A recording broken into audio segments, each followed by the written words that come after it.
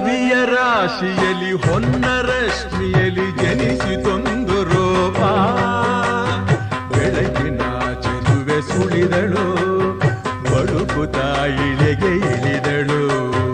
ಉಷಯ ರಂಗಿನಲ್ಲಿ ಕೃಷಯ ನೋಟದಲ್ಲಿ ಕವಿಯ ಬಳಿಗೆ ಬಂದು ಪ್ರೇಮದ ನಯನ ತೆರೆದಳು, ಕಾವ್ಯದ ಒಳಗೆ ಕುಳಿತಳು.